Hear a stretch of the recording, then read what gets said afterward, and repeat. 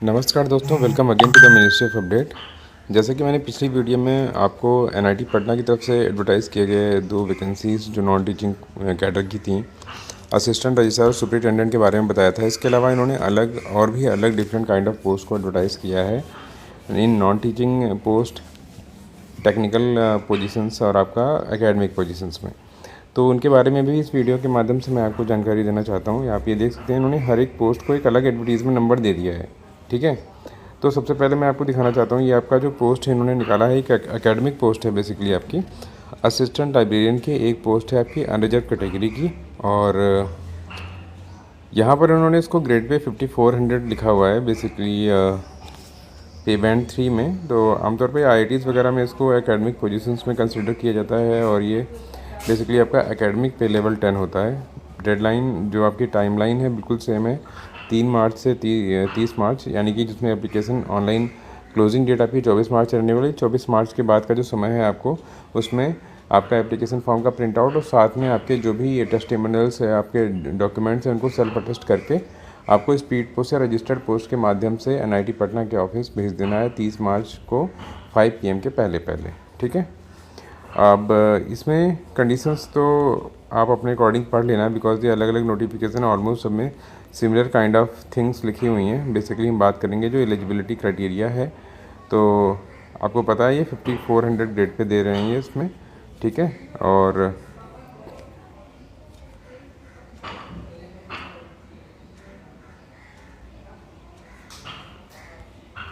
Age limit 35 years है इसमें आपकी। ठीक है, और इसमें बोला गया है कि आपकी जो क्वालिफिकेशन है master degree in library science और information science, documentation science, at least 60% marks और एन इक्विवेलेंट प्रोफेशनल डिग्री। ठीक है, ये चाहिए इसमें, और आपके साथ ही साथ आपको नेट स्लेट या सेट क्वालिफाइड होना चाहिए। ठीक है, ये आपका मिनिमम रिक्वायरमेंट है फॉर अप्लाइंग दिस पोजीशंस। इसके अलावा इन्होंने डिजायरेबल बोला है कि आपके पास पीजीडी लाइन हो, यानी कि post graduate diploma in library automation networking या पीजीडीसीए हो तो ये आपकी, और साथ ही आप पीएचडी डिग्री हो तो आपकी ये डिजायरेबल क्वालिफिकेशन रहने वाली है। यहाँ पे सिलेक्शन क्राइटेरिया वो अपने अकॉर्डिंग शॉर्टलिस्ट करेंगे, आपको कुछ भी अडॉप्ट कर सकते हैं, ऐसा उन्होंने हर एक नोटिफिकेशन में सिमिलर सी लाइन डाली हुई है। Now come to the non teaching position, जो कि है आपकी जूनियर असिस्टेंट की पोजीशन है। टोटल 12 पोस्ट है, पे लेवल आपका 3 यानी कि ग्रेड पे 2000 रहने वाला है। 8 अनरिजर्व की, 2 OBC, EWS and SC category की एक पोजीशन है इसमें। डेडलाइन आपको पता ही है वाली है, इसमें सेम आपका 800 रुपीज़ एप्लीकेशन फ़ी लगने वाली है, और जो भी इनका syllabus of examination selection process होगा वो आपको ड्यू कोर्स ऑफ टाइम में बता देंगे, बिकॉज इन्होंने यहाँ पे एक कॉमन सा बना रखा है कि skill test, MCQ, descriptive, whatever they have reserve the right to choose any kind of method for selection process. और अब हम बात करते हैं आपकी अगली जूनियर असिस्टेंट की बात हो गई थी हमारी इस पर, और आपका जो नेक्स्ट है ये टेक्निकल असिस्टेंट की पोजीशंस हैं। बेसिकली इनके अलग अलग जो डिपार्टमेंट्स लैब्स होती हैं उनकी ये पोजीशंस होती हैं। तो आपकी टोटल जो है आपकी 10 वैकेंसीज़ हैं। यूआर की 2 हैं, यूआर पीडब्ल्यूडी कैटेगरी में 1 है, और सिमिलरली आप देख सकते हो EWS OBC and SC ST category में लेवल 6 की वैकेंसी है। 4200 ग्रेड पे रहने वाला है। कंडीशंस आपको पता है, सब कुछ सिमिलर हैं। अब हम यहाँ पर मेजरली आपकी देख लेंगे कि इसमें आपकी क्या क्या क्वालिफ़िकेशन की रिक्वायरमेंट है। तो यहाँ पर 30 ईयर्स की एज लिमिट रखी गई है। साथ ही साथ जो आपकी क्वालिफ़िकेशन है सिविल इंजीनियरिंग वाले कैंडिडेट्स के लिए BE BTech and civil engineering चाहिए फर्स्ट क्लास डिग्री के साथ, या फिर फर्स्ट क्लास डिप्लोमा चाहिए सिविल इंजीनियरिंग के साथ। डिजायरेबल क्वालिफिकेशन पे हम ज़्यादा बात नहीं करेंगे, बिकॉज वो एक मैंडेटरी क्वालिफिकेशन नहीं है।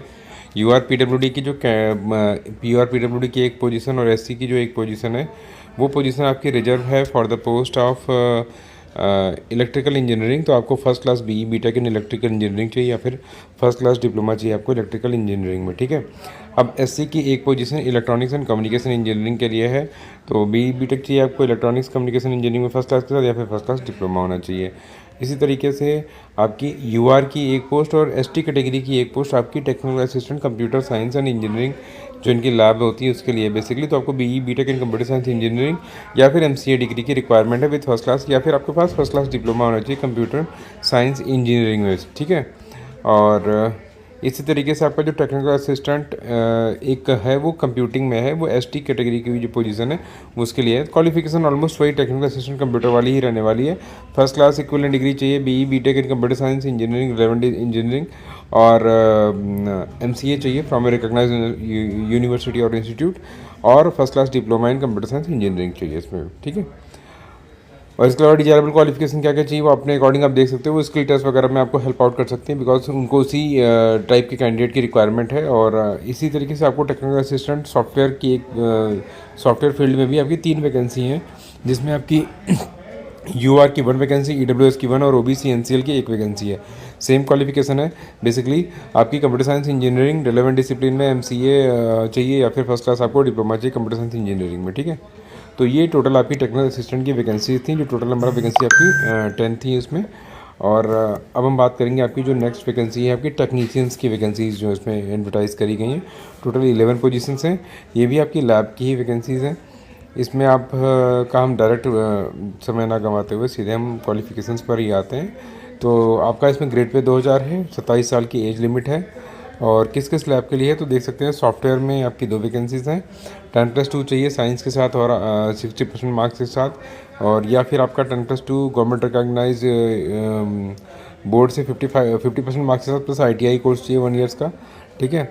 सिमिलरली अदर क्वालिफिकेशंस भी लिखी हुई हैं। इसी तरीके से हार्डवेयर में आपकी ओबीसी की 1 वैकेंसी, एसटी की 1 वैकेंसी है, और नेटवर्किंग में आपकी एक जनरल की यानी यूआर की और एक एसटी कैटेगरी की है। इसी तरीके से मटेरियल इंजीनियरिंग के लिए भी आपकी एसटी की 1 वैकेंसी रिजर्व है। इसमें क्वालिफिकेशन सबकी ऑलमोस्ट सेम सिमिलर क्वालिफिकेशंस हैं।